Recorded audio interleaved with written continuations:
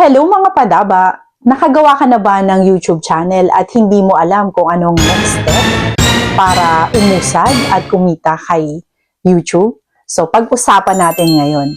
So, bago ang lahat sa mga bagong nag-subscribe sa aking YouTube channel, Mikay Padaba.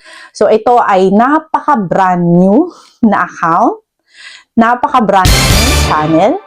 At lahat ng mga natutunan ko dun sa dati kong YouTube channel ay dinala ko dito at in-improve ko. So, para makita natin kung ano ba ang pag-usad dito kay YouTube. So, siya nga pala, ako nga pala si Nikki and I'm working here in Hong Kong for almost 6 years na. Gumagawa ko ng mga vlog sa iba't ibang platform like Facebook, Instagram, TikTok. And then, nakapag-decide ako na this 2026 mas mag-focus ako dito kay YouTube. Kasi nga nakita ko talaga yung earnings talaga ng mga kapwa ko vlogger. Dito kay YouTube, once na creative ka, masipag at consistent, plakado ang kitaan. So yun, lahat nga ng tagumpay, syempre, lahat yon may sakripisyo. Lahat yon may kapaguran. Oy! Aminin natin sa hindi. Sa paggawa pa lang ng video, marami tayong take para makuha natin yung pinaka-maganda, pinaka-perpekto. Hindi naman sa perpekto kasi wala namang perpekto, tama? So, yun nga, sa mga bago kong subscriber, bago lang itong channel na to, Nikay Padaba, at gusto ko lang talagang ma-improve kaya ako gumawa kasi nga na kung mapapansin nyo, i-share ko dito yung aking oldest YouTube channel. Ito yung Nikay Alitaptap. So, share ko lang, no? Meron na rin siya namang subscriber but in a year, if I'm not mistaken, madami na din naman siyang views. Pero alam niyo yun, hindi ko alam na may itong pag-uusapan natin is ito sa pinakamahalagang essential na dapat natin gawin as a digital or content creator. So, natutunan ko kung ano ang halaga ng niche. So, yun pala, mahalaga pala yun. Akala ko kasi kahit basta upload ka na lang, hindi ganun. Kay YouTube kasi, hindi siya humihingi ng araw-araw kang pag-upload. Quality versus quantity. At yun ang kailangan nating alamin kung ano ba, halimbawa nakagawa na nga tayo, ano nga yung next, ito yung pag-alam natin ng niche. So, ano nga ba ang niche? So, syempre, ginugol natin. So, sabi ni Google, ay specific topic siya. Ito yung category. It is a theme, a channel, focuses on to target a dedicated audiences. So, ibig sabihin na yung niche, ito yung ating category. Kung for example, cooking, vlogging ng tutorial, gaming, ito yung niche na tinatawag. So, ano nga yung niche? So, yung niche, ito yung gagawin mong topic every now and then sa pag-upload mo. Dapat may linya siya, nakalinya siya. For example, tutorial lang. For example, travel. Pwede rin naman sa shorts mo is yung parang lagyan mo rin ng konting palamuti. So, ganun yung magiging maganda kasi siya kay algorithm para si algorithm mismo ang nag-identify, nagka-categorize at nagre-recommend dun sa mga interested viewers. At for that, syempre kakalat yung views. Dito kasi kay YouTube, ang kitaan dito is per views. So, mas maraming views, syempre, mas maraming kita. Diba? So, yun na nga, nakita nyo naman yung dati kong account.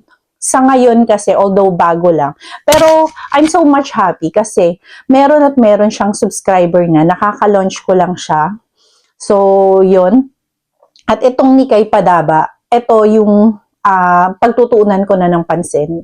Dito ko binuhos lahat ng inaral ko. Sabi nga, di ba, kapag gusto mo, may paraan. Pero kung ayaw mo, ay bahala ka na.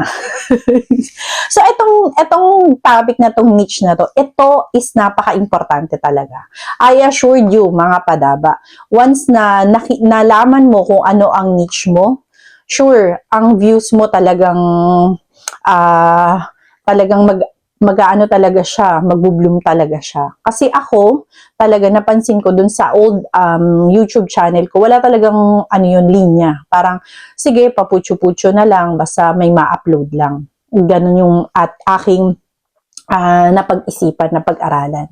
Pero dapat nga talaga is, yung niche kasi, yan talaga yung ating malaman bago pa tayo gumawa ng YouTube channel. Kaya nga sabi ko, sa mga bago pa lang dito sa aking channel is, yun ang pinaka-importante. Kailangan nating malaman, once na nakapag-decide na tayo na, gagawa ako ng video dito kay YouTube, dapat alam ko na kung ano yung niche ko. For example, gaming, dito ako mag-focus kay gaming. Sa lahat ng mga video ko, yun yung ma-focus. Why? Kasi para maipakalat ni algorithm dun sa mga interested viewers about gaming. For example, hindi mo naman gusto yung gaming, paano ka, 'di ba? Paano mo siya mapapanood? Kasi ako, personally, dito kay YouTube is palagi naman ako nanonood ng mga shorts, ng mga video. So, once na nag-start ka na manood na, for example, gaming or traveling or tutorial, lahat na yan. Sunod-sunod na yan. So, paano marirecommend ni algorithm kung ganun-ganun ang ating niche? Kaya, ang niche ay napaka-importante nito. Sa mga aspiring, sa mga inspired na maging content creator dito kay YouTube, wala pa, paumpisa pa lang ng taon, 2026, January, tayo ay sama-samang magparami, kumita. Syempre, ang aim natin is to earn money, right? So, dapat, maging consistent tayo, maging, mapagsuri, lalim, no? So, ang sa akin kasi is, once na ginusto mo yung isang bagay, dapat pag-aralan mo, tama? So, ito ay second step, once na nakatapos kang makapag-create ng iyong YouTube channel. So, napakahalaga nitong topic na ito. Hindi lang, sige, nakagawa na ako, sige, upload na, ganun. So, as I said earlier, quality versus quantity. So, mas maganda ng ang pag-post mo kay YouTube is maganda rin. Kumbaga ilalagay mo rin yung sarili mo dun sa makakapanood. Syempre gusto mo yung mapalamuti, yung ma-edit. Actually yung pag-i-edit naman yan, marami naman siyang mga apps lalo na ngayon. So much makikita mo sa Play Store mo. So nood-nood din sa mga kapwa content creator and then i-apply mo. Alam mo yung mas marami kang vlogger na papanood, tas ipagsama-sama mo, lagyan mo ng passion, lagyan mo ng dedication, and yun, magiging maganda ang ating mga video. Ako, actually, ito ay pasimula pa lang, and yung natutunan ko is talagang napakaganda na once na nakuha mo na kung ano yung niche mo para sa mga video mo, and that's it. Focus ka na lang gumawa ng mga improving, magandang camera, magandang microphone, plus the editing apps, software editing apps, and that's it. Okay na yun, basta tuloy-tuloy lang. Dito naman kay YouTube is consistent talaga dapat. For example, nagpo-post ka ng video mo is every 5 days. So, every 5 days, dapat nagpo-post ka. And, take note, once na nakapag-upload na tayo, wag mo siyang basta-bastang nakapag-upload ka na, ilalabas ka na.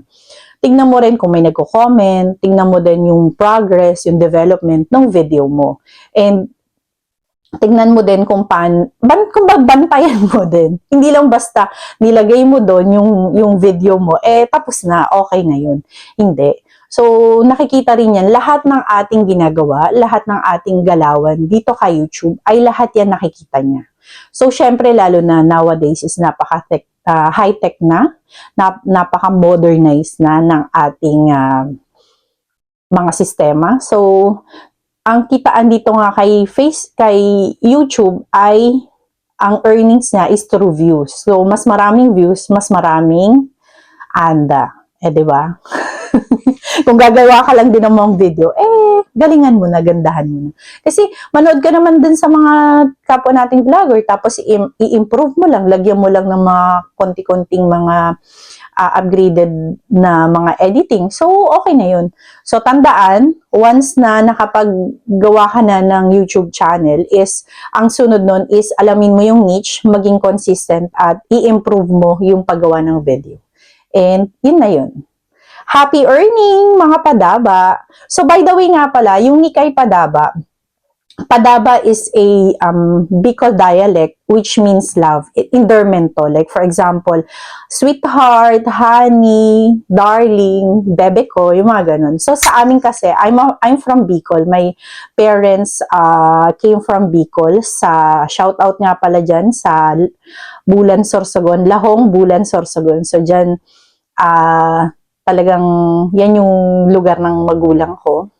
So, yung Padaba, love po yan sa mga curious, oy, bakit ni kayo Padaba? So, yun dyan. Kasi parating nanay ko, oy, ano Padaba? Nagkaong ka na, ganun. So, sa mga Bicolana dyan, Bicolano, so, support naman po sa aking new channel, Nikay Padaba, ang inyong Padaba.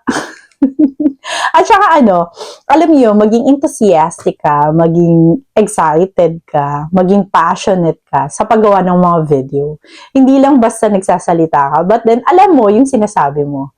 And yun, konting aral, apply mo, editing, and that's it. Diba? So yun na nga, happy earning mga padaba.